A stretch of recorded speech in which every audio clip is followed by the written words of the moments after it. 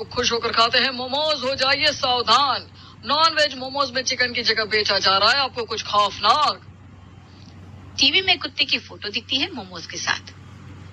यार न्यूज वाले भी पता नहीं क्या क्या दिखाते रहते हैं। दिखाने को कुछ और खबर नहीं मिली तो बस खाने पीने की बुराई शुरू कर दी। अरे हमारे साथ तो आज तक कभी ऐसा नहीं हुआ। खामा के बकवास करते रहते हैं। अरे शन्नो जी हटाओ इनको। मेरा तो आज कचौड़ी खाने का बहुत मन कर रहा है, बाहर से लेकर आता हूँ। आप बताओ, आपको कुछ और मंगाना है क्या? आप कचौड़ी ला रहे हो तो मेरे लिए छोले भटूरे ले आना, हम बहुत दिन से खाए नहीं है। गुप्ता परिवार में खाने पीने का बड़ा शौक था। आए दिन उनके घर में बाहर से कुछ न कुछ खाना पीना आता ही रहता था। कभी वो खुद ही बाहर खाने चले जाते थे। टीवी में आए दिन खाने में मिलावट की खबर चल रही थी, लेकिन उन लोगों को कोई फर्क नहीं पड़ रहा था। तभी कुछ दिन, वाह भैया, एक ही साल में दो बार प्रमोशन, अब तो पार्टी बनती है। हाँ ताऊ जी, अब तो पार्टी बनती है। चलिए ना, हमसे बाहर खाना खाने चलते हैं। कितने दिनों से हम बाहर खाना खाने भी नहीं गए। अब मेरी सिम्मी बिटिया ने बोला है तो बाहर खाना खाने चलना ही पड़ेगा। चलो चलते हैं। सब रेडी होकर रेस्टोरेंट में खाना खाने के लिए जाते हैं, जो कि उनके शहर का काफी अच्छा और नाम वाला रेस्टोरेंट था। मैं तो अपना फेवरेट रेड सॉस पास्ता खाऊंगी ताऊ जी। और मैं पिज्जा। और हमारे लिए तो वही मंगा ले बेटा जो हर बार आता है। शाही पनीर, दाल मखनी, मिक्स वेज, नान पुलाव और पाइनएप्पल रायता। अच्छा ठीक है, किसी और को कुछ मंगवाना हो तो बता दो। अमन सबके लिए खाने का ऑर्डर करता है और थोड़ी देर में खाना टेबल पर सर्व हो जाता है। वाह वाह, क्या खुशबू है। कौन कह सकता है कि इस खाने में मिलावट होती है? ये न्यूज वाले बिना खामखा डरा देते हैं। इससे पहले कि गुप्ता जी कुछ और बोलते, शन्नो जी जोर से चिल्लाती हैं, कॉकरोच, कॉकरोच, मरा हुआ कॉकरोच। क्या मरा हुआ कॉकरोच? हाँ पापा, ये पिज्जा भी कुछ अजीब सा लग रहा है। इसमें कुछ टेस्ट नहीं आ रहा है, बदबू आ रही है। अमन जैसे उसे स्मेल करता है वो बिल्कुल खराब हो चुका था। रेस्टोरेंट की कंप्लेंट करने के लिए अमन मीडिया को कॉल लगा देता है और थोड़ी देर में मीडिया वाले रेस्टोरेंट को घेर लेते हैं और न्यूज में आ जाती है वही हेडलाइन। अरे कल तक तो हमें सब मजाक लग रहा था, लेकिन आज जो कुछ भी हुआ उसके बाद कभी भूलकर भी बाहर खाना नहीं खाएंगे। हाँ, आज से जो भी खाना बनेगा घर पर ही बनेगा। और बच्चों, तुम दोनों भी बाहर का कुछ नहीं खाओगे। ठीक है पापा। चलो संजू, बहुत देर हो रही है, कमरे में चलकर सो जाओ, सुबह स्कूल भी जाना है ना। लेकिन मम्मा, कल तो स्कूल की छुट्टी है। आप भूल गई, कल संडे है। अरे संडे से याद आया बहू, सोने से पहले जरा सुबह के लिए छोले भिगो देना। पहले तो हर संडे को बाहर से छोले भटूरे लेकर आते थे, लेकिन अब बाहर के खाने का भरोसा नहीं। तुम सुबह छोले भटूरे बनाने के लिए छोले भिगो दो। ठीक है मम्मी जी। प्रिया सोने से पहले छोले भिगो देती है। दोनों देवरानी जेठानी मिलकर सुबह सबके लिए गर्मा गर्म छोले भटूरे बनाकर तैयार करती हैं। वाह वाह वाह वाह, चलो बाहर का खाना बंद करने का एक फायदा तो हुआ। हमें ये तो पता चला कि हमारी बहुएं अभी किसी हलवाई से कम नहीं है। कितने बढ़िया छोले भटूरे बनाए तुम दोनों ने बहू। सच में दीदी, बहुत ही ज्यादा टेस्टी है। इतने अच्छे छोले भटूरे तो बाहर भी नहीं मिलते। लेकिन आप दोनों ने ये बनाने कहाँ से सीखे? देवर जी, शादी से पहले लड़कियों को खाना बनाने की ही ट्रेनिंग दी जाती है। हमने भी उसी ट्रेनिंग में ये सब सीखा था। तब तो अच्छी बात है। अब तो हमें इस बात की टेंशन लेने की जरूरत ही नहीं है कि बाहर से खाना बंद हुआ तो बाहर का खाना कैसे खाएंगे। हमारे घर में तो हो ना तुम दोनों शेफ। आज खाने में किसी चीज की कमी लग रही है। संडे को हम छोले भटूरे के साथ कुछ और भी खाते थे। हाँ दादू, आप भूल गए। आप जब भी छोले भटूरे मंगवाते थे तो उसके बाद खाने के लिए गुलाब जामुन और रबड़ी भी मंगवाते थे। अरे हाँ, तुमने सही याद दिलाया बेटा। छोले भटूरे खाने के बाद जब तक मैं रबड़ी के साथ गुलाब जामुन ना खा लूं तब तक बेचैनी सी रहती है। बहू, तुम दोनों को गुलाब जामुन और रबड़ी बनानी तो आती है ना? जी पापा जी, आती तो है। अरे आती है तो जाओ बेटा, बना कर लाओ। और हाँ, गुलाब जामुन में मीठा जरा कम रखना, रबड़ी के साथ खाना है ना। जी पापा जी। चलो निधि, अभी तो देवरानी जेठानी छोले भटूरे बनाकर फ्री हुई थी कि अब उनके पास रबड़ी और गुलाब जामुन बनाने का ऑर्डर आ गया। दीदी, आपने हाँ बोला ही क्यों? अभी तो छोले भटूरे बनाकर फ्री हुए थे। और पता है ना आपको, गुलाब जामुन और रबड़ी बनाने में कितना टाइम लगता है। जानती हूँ, लेकिन क्या कर सकते हैं निधि। अगर मैं इन लोगों को मना भी करती कि हमें ये बनाना नहीं आता तो बोलते थे यूट्यूब से देखकर बना लो। छोड़ते क्या हमें किसी भी हालत में? नहीं। देखो दीदी, गुलाब जामुन तो मैं बिल्कुल नहीं बनाऊंगी। मुझ में बिल्कुल भी हिम्मत नहीं है। मैं रबड़ी बना लेती हूँ, आप गुलाब जामुन बना लो। अरे लेकिन गुलाब जामुन बनाने के लिए पहले खोया तो निकालना पड़ेगा। तुम रबड़ी बनाओ, तब तक मैं खोया निकालती हूँ। अब दोनों देवरानी जेठानी दूध को पकाने के लिए कढ़ाई में कड़छी चलाती ही जाती है और उसी में उनके 2 घंटे लग जाते हैं। जैसे तैसे करके दोनों रबड़ी और गुलाब जामुन बनाकर सबके लिए लेकर आती हैं। वाह, क्या गुलाब जामुन है!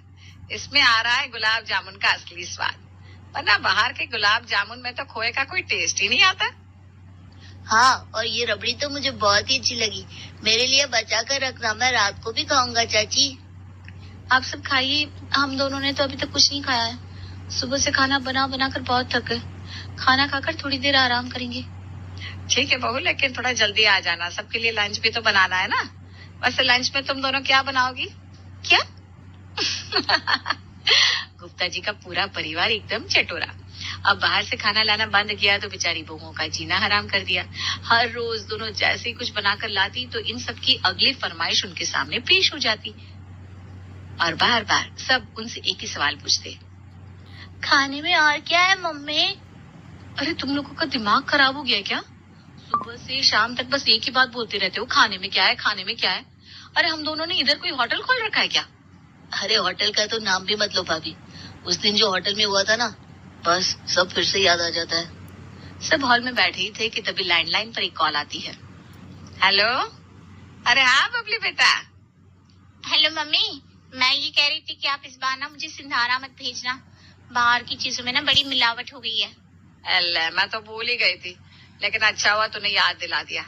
और बेटा तू बिल्कुल भी चिंता मत कर, तेरे सिंधारे के लिए बाहर से कुछ भी खरीदने की जरूरत नहीं है। तेरी भाभियां है ना, वो दोनों घर पर ही सब बना देंगी। क्या? चल मैं फोन रखती हूँ बेटा। मम्मी जी, ये आपने क्या किया है? आपको पता है ना सिंधारे में कितना सारा सामान जाता है। हाँ पता है, इसलिए तुम दोनों आज से ही काम में लग जाओ। बेटा बाहर के खाने में गंदगी है तो अपने रस्म रिवाज थोड़ी ना छोड़ देंगे। तुम दोनों नमक वाली मठरी, मीठी मठरी, घेवर, बर्फी और 2-3 तरह के नमकीन बना दो। मम्मी जी, घर पर इतना सब बनाना बहुत मुश्किल हो जाएगा। अरे कुछ मुश्किल नहीं होता बेटा। एक काम करो, मठरी तो तुम दोनों 2-2 किलो बना देना और बर्फी भी 2 किलो बना देना और 1 किलो घर के लिए भी बना लेना। 2-3 तरह की नमकीन हो जाएगी तो 1-1 किलो बहुत है। हे भगवान, मम्मी जी तो हमें ऐसे ऑर्डर दे रही हैं जैसे यहाँ हमारी फरसान की होलसेल दुकान चल रही है। इतना सब कैसे बनाएंगे हम? अच्छा होता दीदी अगर हम उस दिन रेस्टोरेंट जाते ही ना हम रेस्टोरेंट जाते ना बाहर के खाने की सच्चाई इन्हें पता चलती और ना आज ये सब हो रहा होता। अरे क्या खुसुर पुसुर करने लग गई दोनों, जाओ जल्दी से जाकर ये सब बनाने की तैयारी शुरू करो। दोपहर के खाने के बाद ही दोनों ये सब बनाने में लग गई और ये सब बनाते बनाते उनको रात के 8 बज गए। सब कुछ बनाकर दोनों जैसे ही बाहर आई वैसे ही सबने पूछ लिया, अरे बहू आज रात के खाने में क्या है? प्लीज पापा जी, अभी हम दोनों पूरे 5-6 घंटे के बाद किचन से बाहर निकली हैं। हमारे अंदर अब डिनर बनाने की बिल्कुल हिम्मत नहीं है।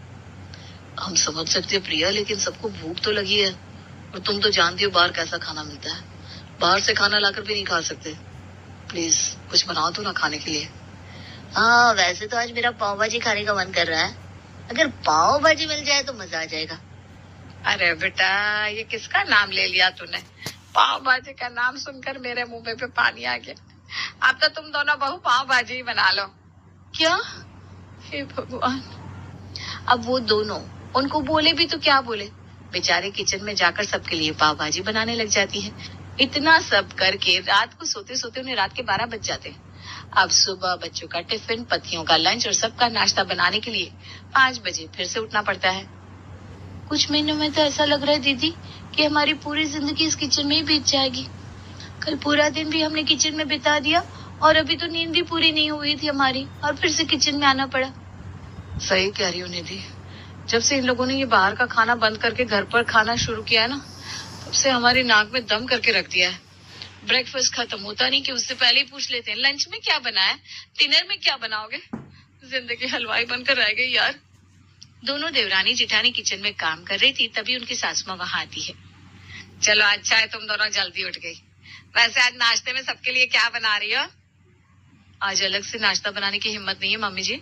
सबके टिफिन के लिए जो सब्जी बना रहे हैं उसी के साथ नाश्ते में पराठे बना देंगे। अरे ऐसे कैसे? नाश्ते और लंच पे एक जैसा खाना खाएंगे तो बोरियत हो जाएगी। मैं कल मंडी से ना मटर लेकर आई थी, तो नाश्ते में मटर की कचौड़ी बना लो, गर्मा गर्म चाय के साथ खाने में मजा आ जाएगा। अरे लेकिन अरे लेकिन क्या बहू, चलो जल्दी जल्दी हाथ चलाओ, नाश्ते का टाइम होने वाला है। बेचारी दोनों को कोई जरा भी राहत नहीं लेने देता। हर टाइम बस दोनों को खाना बनाने में ही लगाए रखते। कुछ दिन बाद, नीरज तुम्हें प्रमोशन मिला है यार, कम से कम पार्टी तो दो। हाँ, मैंने कब मना किया है? तो चलो फिर बाहर चलते हैं, यहाँ पर एक नया रेस्टोरेंट खुला है। नहीं यार, बाहर नहीं। आजकल बाहर के खाने पर 1% भी भरोसा नहीं है मुझे। तुम्हें पार्टी चाहिए ना, मेरे घर चलो। मैं निधि को फोन करके बता देता हूँ, वो शाम को हमारे लिए अच्छा सा खाना बना देगी। नीरज निधि को फोन करके अपने दोस्तों के लिए खाना बनाने को बोलता है, जिससे निधि का पारा हाई हो जाता है। अरे आपके दोस्तों को पार्टी चाहिए तो बाहर होटल में पार्टी दे दो ना। पहले ही मुझे और दीदी को खाना बनाने से फुर्सत नहीं मिलती, और आप हो कि आपको अपने दोस्तों को भी घर बुलाना है। अरे क्या हो गया यार, मैं कौन सा रोज रोज पार्टी करता हूँ? और तुम और भाभी 4-5 लोगों के लिए खाना बना दोगे तो क्या हो जाएगा? और अब मैं वैसे भी उन सबको बोल चुका हूँ, तो तुम थोड़ा सा टेस्टी खाना बना कर रखना, और मेन्यू में कम से कम 7-8 चीजें तो रखना। किसी चीज की कमी नहीं होनी चाहिए। क्या 7-8 चीजें? हाँ। नीरज तो ये सब बोलकर फोन काट देता है, लेकिन निधि का पारा हाई हो चुका था। अब उसकी बात सुनकर प्रिया का पारा भी हाई हो जाता है। इन लोगों ने बिल्कुल हद ही मचा दी है। बस बहुत हो गया निधि, अब हम इनकी कोई बात नहीं सुनने वाले। इतने महीनों से पागल करके रख दिया इन लोगों ने हमें। अरे हमारी भी कोई पर्सनल लाइफ है कि नहीं? जब देखो तब इनकी वजह से किचन में लगे रहना पड़ता है। जरा हम दोनों की शक्ल देखो, पार्लर गए भी कितना टाइम हो गया। अरे पार्लर तो छोड़ो, घर से बाहर निकले ही कितना टाइम हो गया हमें। दोनों का गुस्सा अब 7वें आसमान पर चढ़ चुका था, और चढ़ी भी क्यों ना, बेचारियों की तकलीफ को कोई समझ ही नहीं रहा था। नीरज के दोस्तों के लिए तो उन्होंने जैसे तैसे खाना बना दिया, लेकिन अगले दिन Here's a look at my week on Facebook Gaming. Monday morning, I play puzzle games. On Tuesday, I choose... mummy, ये कैसा सिंपल सा लंच बनाकर दे दिया आपने मुझे। मैं ये आलू की सब्जी और पराठा लेकर स्कूल नहीं जाऊंगा। हाँ, मैं भी नहीं लेकर जाऊंगी। मुझे ग्रिल सैंडविच चाहिए और मुझे चीज पास्ता। ऐसा चांटा लगाऊंगी ना, सारी अकल ठिकाने आ जाएगी। चुपचाप जो बना है वो लेकर स्कूल चला जा, वरना आज मेरे हाथ से तो नहीं बचेगा। हाँ, और तुम भी चुपचाप किचन से चली जाओ। तुम लोगों ने हमारा दिमाग खराब करके रख दिया है। इंसान है या मशीन है हम दोनों? होटल खोल रखा है क्या हम दोनों ने? अब ये चाहिए अब वो चाहिए, चैन नहीं लेने देते। अरे क्या हो गया बहू, सुबह सुबह क्यों इतना हल्ला मचाया हुआ है? और नाश्ते में क्या बनाया है तुम दोनों ने? अरे क्या हो गया भाई, इस तरह चुपचाप क्यों खड़ी हो? बताओ भी क्या बनाया नाश्ते में, छोले भटूरे या ब्रेड पकौड़े? मेरा सर बनाया है, खाओगे? छोले भटूरे या ब्रेड पकौड़े? इधर रेस्टोरेंट की चेन लगा कर रखी है क्या हम दोनों ने? ब्रेकफास्ट खत्म होता है तो लंच में क्या है, लंच खत्म नहीं होता तो शाम की चाय के साथ क्या है, चाय बनती है तो डिनर में क्या बन रहा है, जो भी बन रहा है उसके साथ ये भी बना लेना। अरे बाहर निकलो आप सब लोग यहाँ से, और खबरदार अगर किसी ने अब हम दोनों से ये पूछ लिया कि खाने में क्या बना है, अगर पूछ लिया तो याद रखना हम दोनों से बुरा कोई नहीं होगा। अरे प्रिया, लेकिन बस चुप। नाश्ते में सबके लिए पराठा और सूखी सब्जी बना दी है, और जब लंच का टाइम होगा तो लंच बना देंगे। बीच में किसी को कुछ भी पूछने की कोई जरूरत नहीं है। चलो निधि। हाँ चलिए दीदी।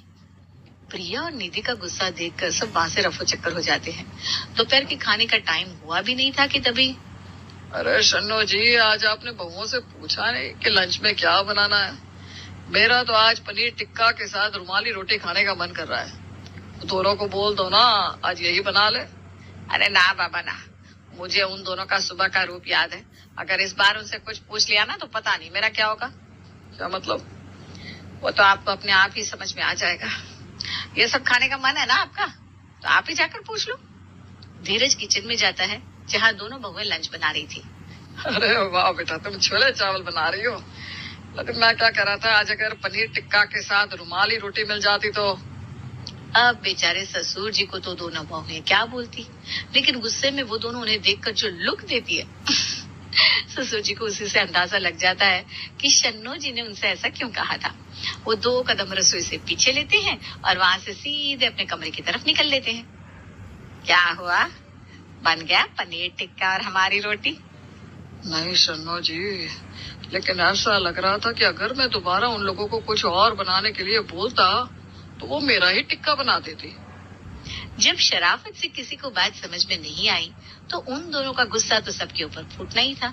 अब जैसे ही उनसे कोई खाने के बारे में पूछता तो उन दोनों का गुस्सा सब पर बरस पड़ता। घर वाले समझ गए थे कि अब इन्हें कुछ भी कहना मतलब अपना सर ओखली में देने के बराबर है। पापा पिज्जा खाने का मन कर रहा है। बेटा पिज्जा का तो पता नहीं, लेकिन अगर ये पिज्जा की फरमाइश तूने अपने मम्मी या ताई जी के सामने कर दी ना तो खाने में जो मिलने वाला है वो भी नहीं मिलेगा, मिलेगी तो सिर्फ गालियां ही गालियां। सब समझ गए थे कि अब अगर दोनों बहुओं को परेशान किया तो खाना तो दूर, खाना देखने को भी नहीं मिलेगा और खाने में कुछ मिलेगा तो सिर्फ गालियां ही।